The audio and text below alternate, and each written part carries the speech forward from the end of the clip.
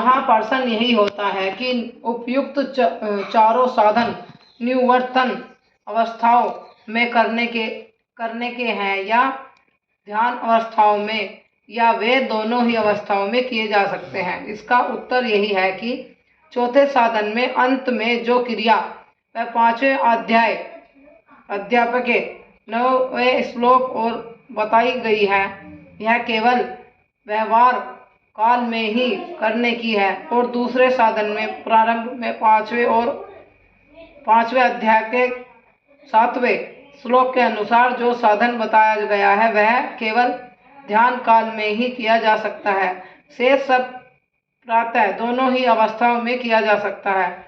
यह कोई भी पूछ सकता है कि पहले साधन में वासुदेव सर्वस्मृति जो कुछ दिखाते हैं वह सब वासुदेव की ही रूप है, अतः सर्व विभूति स्थित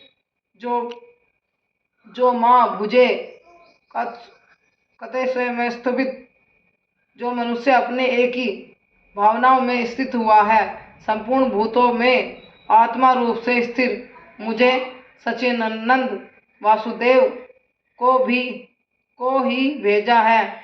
इसका उल्लेख क्यों नहीं किया गया?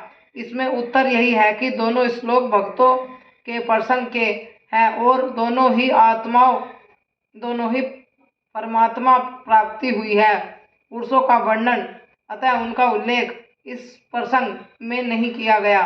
परंतु यदि कोई इसका ज्ञान से प्रसंग लेकर उसके अनुसार साधन करना चाहता है तो कर सकता है। ऐसा करने से कोई आपत्ति नहीं होती। जिस प्रकार ऊपर संख्या निष्कर्ष के चारों विभाग किए गए हैं, उसी प्रकार योनिष्ठ के तीन मुख्य भेद हैं: कर्म प्रधान योग, भक्ति मिश्रण योग, भक्ति प्रधान कर्म योग।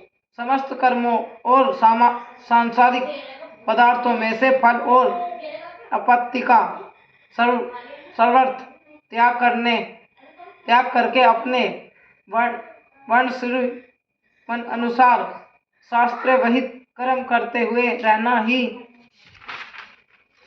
ही कर्म प्रधान कर्म योग्य। इसके उपदेशों में ही कहीं भगवान ने केवल फल के त्याग की ही बात की है, कहीं केवल अतिरिक्तों के त्याग की ही बात की है, और कहीं फल के अर्पित अर्शिकित दोनों में से छोड़कर किसी की बात नहीं की है। जहाँ केवल फल त्याग की बात की है, वहाँ अतिरिक्त त्याग की बात भी समर्थों में साथ में समझा लेना चाहिए, और जहाँ केवल अतिरिक्तों की त्याग की बात कही है, वहाँ फलों का त्याग बात भी समझ लेना चाहिए। योग कर्म साधन वास्तव में तभी पूर्ण होता है जब फल और आश्रितता दोनों ही त्याग होता है।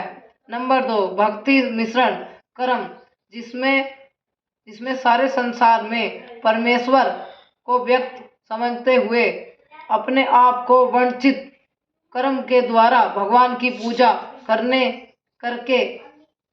की बात कही गई है, इसलिए उसको भक्ति मिश्रण कर्म योग कहा जाता है। भक्ति प्रधान कर्म योग, इसके 2 अवतार भेद हैं: भाव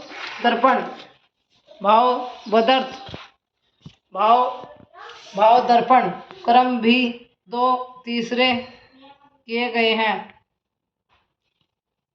पूर्ण भाव दर्पण जो है तो वह है जिसमें समस्त कर्मों की ममता असीमता और फलेच्छाओं का त्याग, तथा यह सब कुछ भगवान का है। मैं भगवान का हूँ।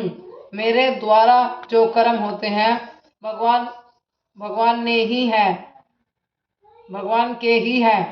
भगवान ने मुझे कोठी फूल की भांति सब कुछ करवा रहे हैं, ऐसा समझते हुए भगवान की आज्ञा अनुसार भगवान की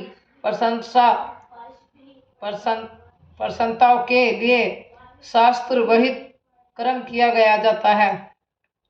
इसके अतिरिक्त पहले किसी दूसरे उद्देश्य के लिए किए गए कर्मों पीछे से भगवान के अपहरण कर देना, कर्म करते करते बीच में ही भगवान का अपहरण कर देना, कर्म समाप्त होने तक साथ साथ भगवान का अपहरण कर देना, अथवा कर्मों का फल मात्र भगवान के लिए अर्पण करना, अर्पण कर देना यह भाव दर्पण का ही प्रकार है। यह भाव दर्पण प्रारंभ बड़ी सीढ़ी है जो करते करते ही दर्पण होता है। भाव आदर्थ कर्म भी दो प्रकार के होते हैं, जो शास्त्र विहित कर्म भगवान प्रति